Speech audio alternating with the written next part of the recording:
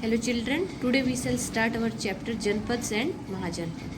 जनपद और महाजनपद पढ़ेंगे हम 600 से 100 BC तक। In the earlier chapter we have studied about the Vedic civilization and the social and political life of the people।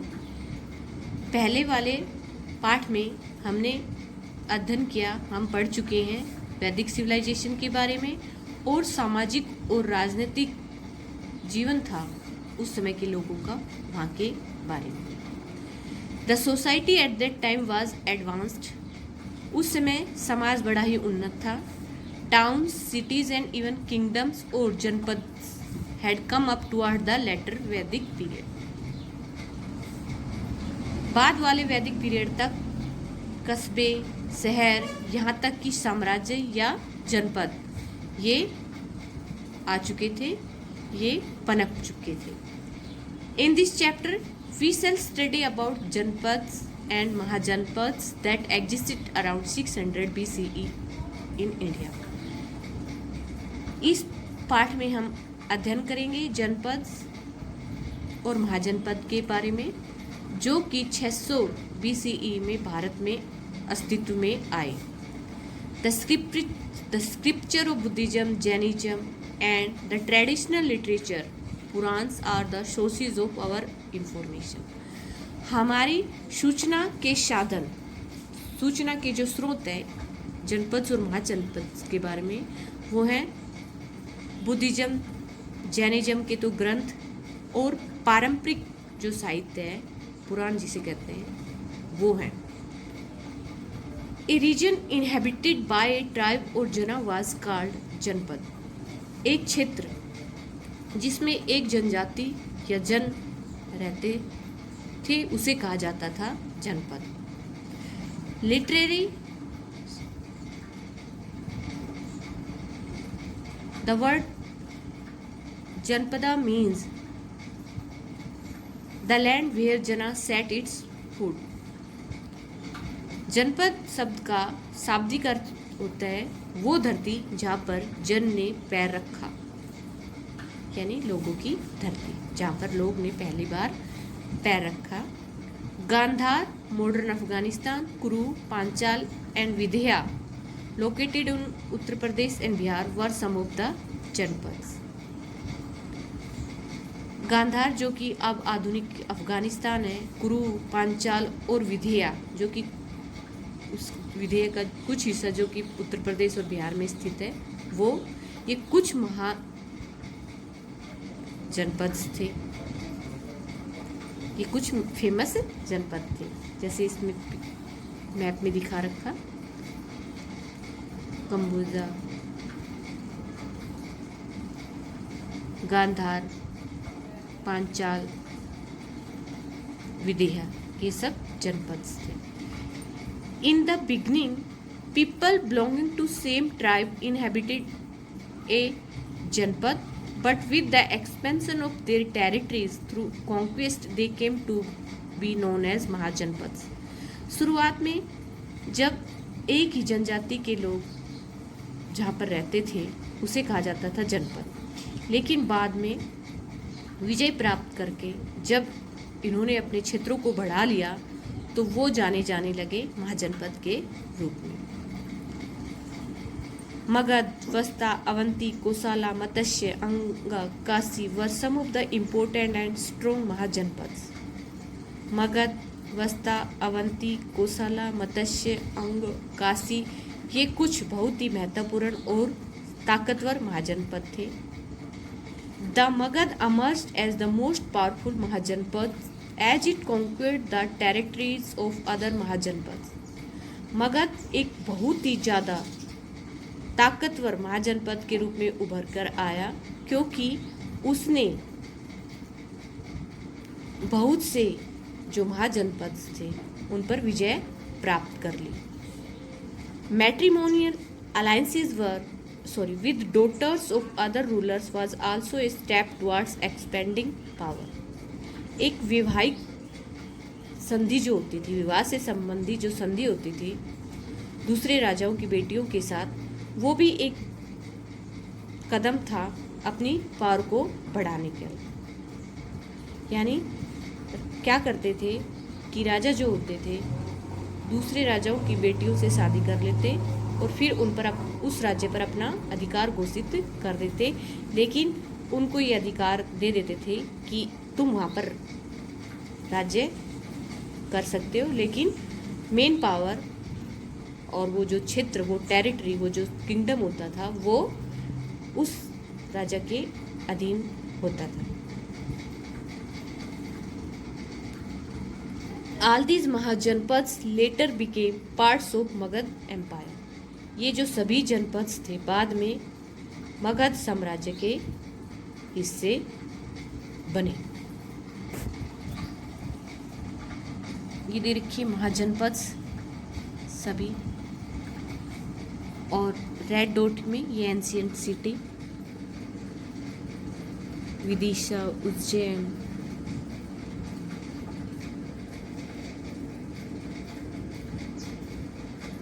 ये सब सिटीज और जनपद और महाजनपद दिखाए गए हैं। There were a few kingdoms where the rulers were chosen by the people of the kingdom. कुछ ऐसे साम्राज्य भी थे जहाँ पर जो राजा थे उस साम्राज्य के लोगों द्वारा चुने जाते थे। These kingdoms were known as ganasanghas. ये जो साम्राज्य थे जाने जाते थे गणसंघ के रूप में। The office of the ruler was not hereditary. जो शासक का कार्यालय था वो वंशानुगत नहीं था, यानी राजा का ही बेटा राजा बने ऐसा नहीं था। Some of the important ganasanghas were Licchavis of Vaishali, Shakyas of Kapilavastu, Vrijis of Mithila, Mallas of Pava, Kushinagar. कुछ महत्वपूर्ण जो गणसंघ थे वो थे लिच्छवी हो गए वैशाली के, शाक्य हो गए कपिलवस्तु के, ब्रिजिस हो गए मिथिला के, माला हो गए पावा के। There was an assembly in each republic. हर गणतंत्र में एक सभा होती थी। It made laws. इसी सभा ने कानून बनाए। The raja or king was its head. राजा और जो किंग होता था वो इसका मुखिया होता था, यानी सभा का मुखिया राजा ही होता था। तो गणसंघ में वो होते थे जिसमें राजा लोगों द्वारा ही चुना जाता था, और गणसंघ में एक असेंबली होती थी, एक सभा होती थी और उसका मुखिया होता था राजा, और ये सभा ही कानून बनाती थी। Next, important rulers. जनपद और महाजनपद में जो महान राजा थे, महान जो शासक थे, उनके बारे में हम यहाँ जानेंगे। बिम्बिसार 542-492 BCE। बिम्बिसार 542 से लेकर 492 BCE तक।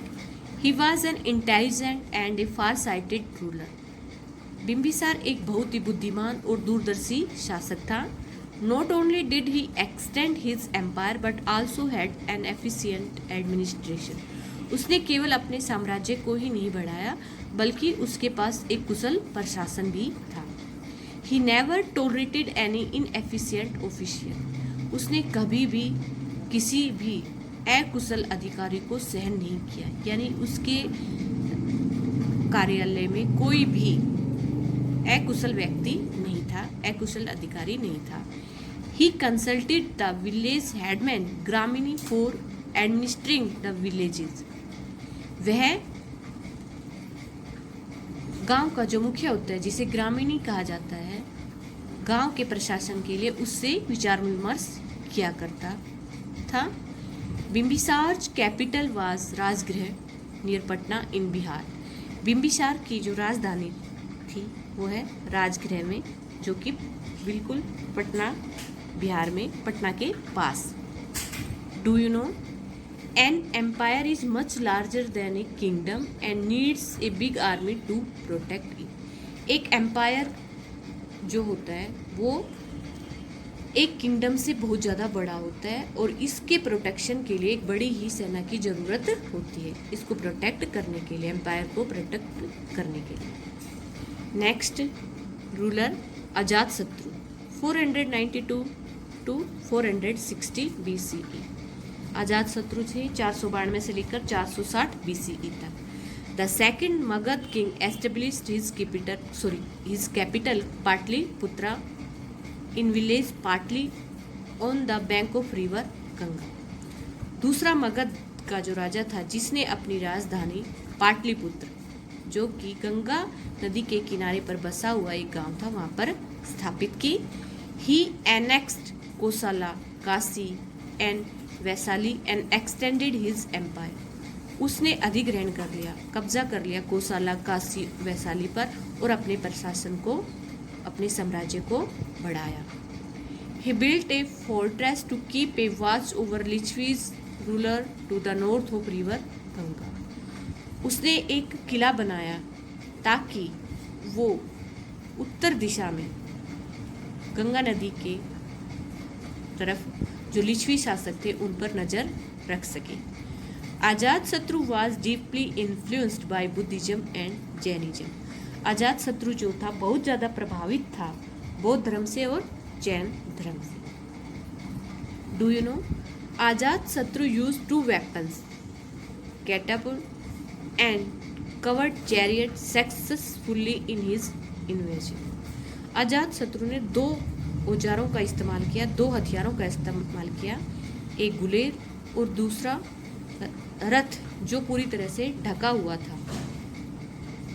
अपने आक्रमणों में सफलतापूर्वक इनका प्रयोग किया, गुलेल का और एक रथ जो पूरी तरह से कवर होता था। नेक्स्ट, दर्शक 460 to 444 BCE। दर्शक 460 से लेकर 444 BCE तक। According to Puranas he became the king of Magadha after the death of Ajatashatru. पुराणों के अनुसार वह मगध का शासक बना, मगध का राजा बना अजातशत्रु की मृत्यु के बाद। 2 important dynasties, Shishunagas and Nandas, ruled the Magadha afterward. 2 महत्वपूर्ण वंश थे, शिशुंगा और नंदा। नंद जो थे, शिशुंग और नंद, इन्होंने मगध पर इसके बाद शासन किया। Magadha attained a very prestigious position under the Nandas. Nanda शासकों के नियंत्रण में जब मगध था तब मगध ने बहुत ही समृद्धि वाली स्थिति प्राप्त कर ली। मगध बहुत ही ज़्यादा फला फूला। They extended the territories of Magadh further. इन्होंने, नंद शासकों ने मगध का जो क्षेत्र था और ज़्यादा आगे बढ़ा दिया। The last king of Nanda dynasty was Ghanananda. Nanda dynasty का, नंद वंश का जो लास्ट शासक था, लास्ट जो राजा था वो था Ghanananda. He ruled from 345 BCE to 322 BCE। इसने मगध पर शासन किया 345 BCE से लेकर 322 BCE तक। Next we shall do in other video. Thank you.